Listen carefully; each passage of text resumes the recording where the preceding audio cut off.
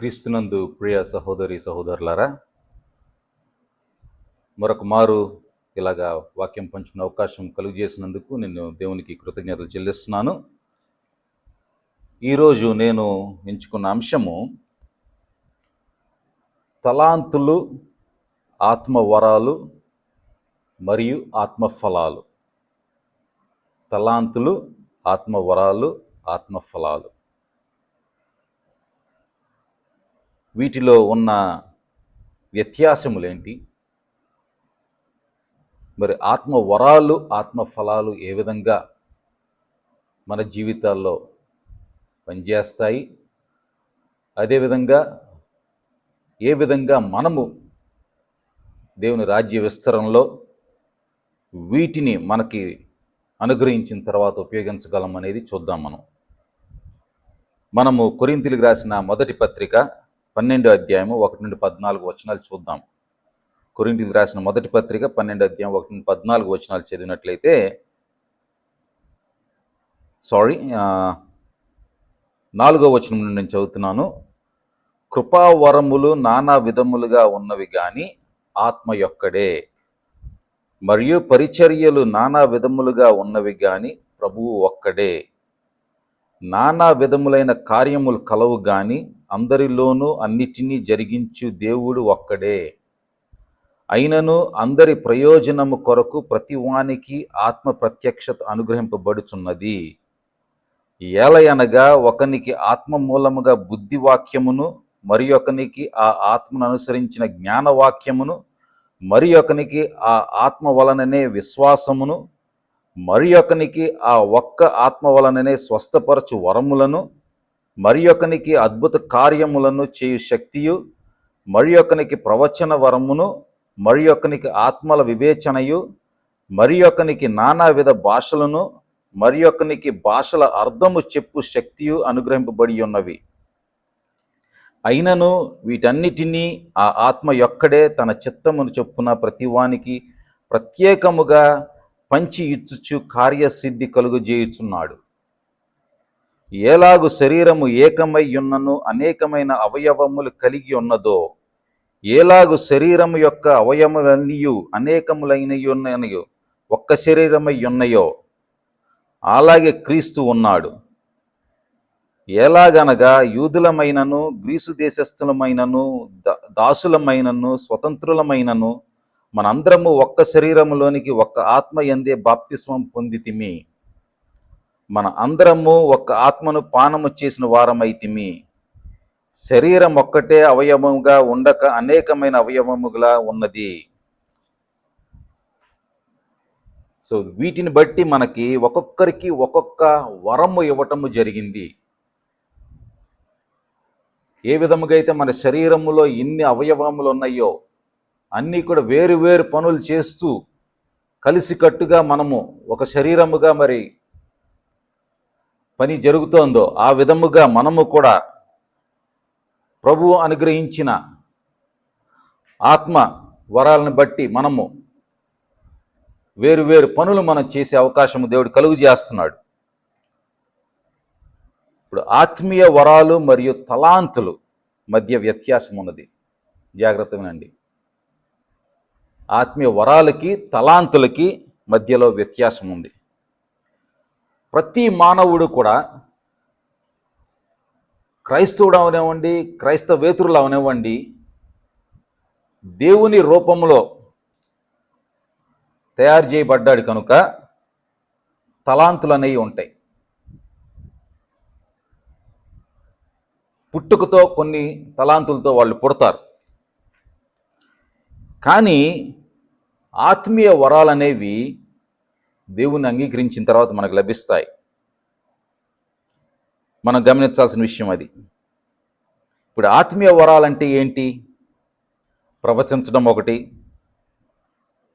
ఎదుటి వ్యక్తికి సహాయపడటము, సేవ చేయటం ఒకటి, బోధించడము, ప్రోత్సహించడము, దానము చేయటము, దయ లేకపోతే కనికరము చూపించడము, జ్ఞానము కలిగి ఉండటము, విశ్వాసము కలిగి ఉండటము, స్వస్థపరిచే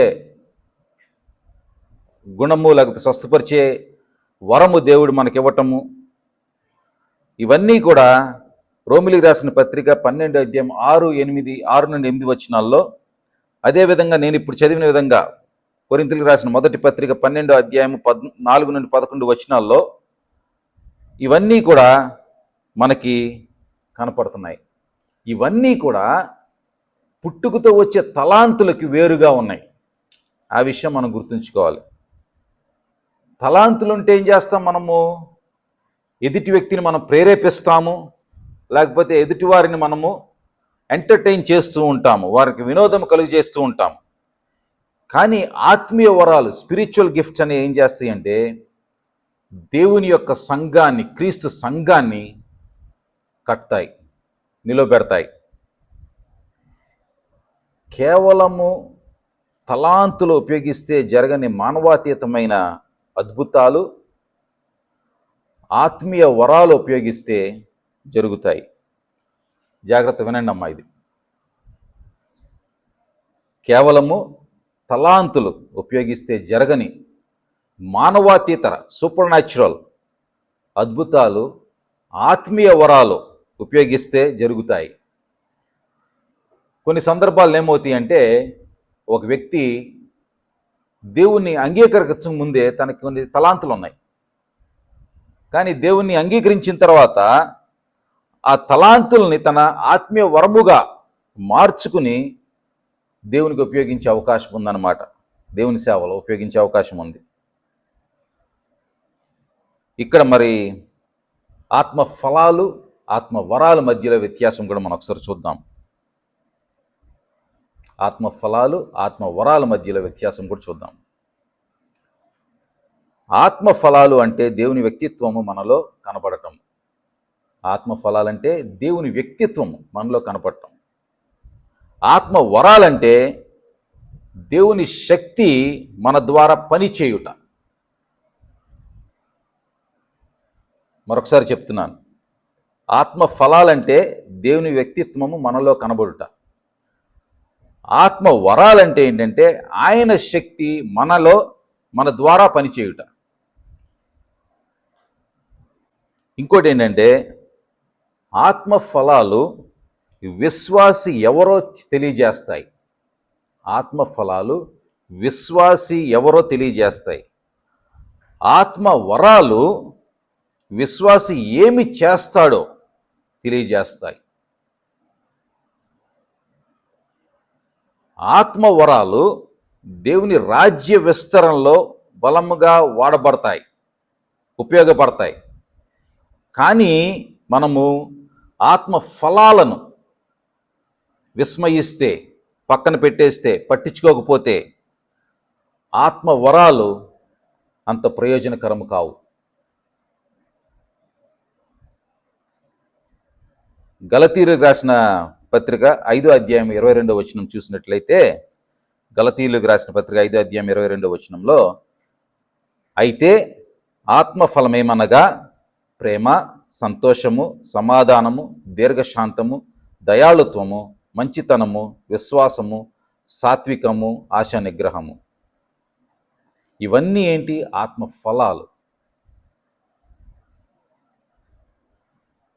విశ్వాసులందరికీ ఆత్మవరాలు ఇవ్వబడలేదు, కానీ ప్రతి విశ్వాసిలో ఈ ఆత్మ ఫలాలు స్పష్టంగా కనపడాలి. ఈ ప్రేమ అనేది కనపడాలి, సంతోషం అనేది కనపడాలి, సమాధానము కలిగి ఉండటం కనపడాలి, దీర్ఘశాంతము కలిగి ఉండటం కనపడాలి, దయ చూపించగలగాలి. మన మంచితనము, విశ్వాసము ఇవన్నీ కూడా స్పష్టంగా కనపడాలి. ఇవన్నీ ఆత్మ ఫలాలు. ప్రేమ అనేది యేసు ద్వారా మనకి కలిగే మొట్టమొదటి ఆత్మఫలము. ప్రేమ అనేది లేనిదే వరాలు వ్యర్థము. మనకు కలిగిన ఏ వరమైనా దేవుని మహిమపరచుటే లక్ష్యముగా ఉండాలి. ఆత్మ వరాలకు, ఆత్మ ఫలాలకు వ్యత్యాసం ఉన్నప్పటికీ వాటిని మనము విడదీయలేము. కొరింథీయులకు రాసిన మొదటి పత్రిక 13వ అధ్యాయంలో 1 నుండి 3 వచనాలు చూద్దాము. కొరింథీయులకు రాసిన మొదటి పత్రిక 13:1-3 మనుష్యుల భాషలతోనూ దేవదూతల భాషలతోనూ నేను మాట్లాడినను ప్రేమ లేని వాడనైతే మ్రోగేడి కంచును గణగణలాడు తాళమునై యుందును. ప్రవచించు కృపావరము కలిగి మర్మములన్నీయు జ్ఞానమంతయు ఎరిగిన వాడనైనను కొండలను పెకిలింపగల పరిపూర్ణ విశ్వాసము గలవాడనైనను ప్రేమ లేని వాడనైతే నేను వ్యర్థునను. బీదల పోషణ కొరకున ఆస్తి అంతయు ఇచ్చినను కాల్చబడుటకు నా శరీరమును అప్పగించినను ప్రేమ లేని వాడనైతే నాకు ప్రయోజనమేమీ లేదు. ఈ వరాలన్నీ ఉండి మనం ఫలాలు చూపించకపోతే ప్రయోజనం లేదు. పరిశుద్ధాత్మ మన వ్యక్తిత్వం విషయంలో ఎంత ఆసక్తి కలిగి ఉన్నాడో మనకు కలిగిన ఆత్మశక్తి విషయంలో కూడా ఆయన అంతే ఆసక్తి కలిగి ఉన్నాడు. మనం ఉపయోగించే ప్రతి ఆత్మ వరము, ఇదే చివరి విషయం చెప్దాం అనుకుంటున్నాను నేను. మనం ఉపయోగించే ప్రతి ఆత్మ వరము యేసుక్రీస్తు స్వభావములోనికి మనము మారుటకు ఉపయోగపడాలి. మనకి కలిగి ఉన్న లేకపోతే మనము ఉపయోగించే ప్రతి ఆత్మవరము మనము యేసుక్రీస్తు స్వభావములోనికి మారుటకు ఉపయోగపడాలి. ఇతరులను దేవునిలో ఎదుగుటకు సహాయపడాలి. ఫలాలు ఈ వరాల ద్వారా మనకి కనపడాలి. దేవుని రాజ్య విస్తరణలో అవి ఉపయోగపడాలి. ఈ చిన్న వాక్యాన్ని దేవుడు దీవించిన గాక. మీకు ఇంకా ఏమైనా డౌట్స్ ఉంటే గనక ఈ ఆత్మ వరాల విషయంలో, ఆత్మ ఫలాల విషయంలో, తలాంతుల విషయంలో మీకు ఇంకా ఏమన్నా డౌట్స్ ఉంటే కామెంట్స్ సెక్షన్లో నాకు పోస్ట్ చేయండి. నేను మళ్ళీ మీకు రిప్లై అవ్వటానికి ట్రై చేస్తాను. దేవుడి వాక్యాన్ని దీవించును గాక.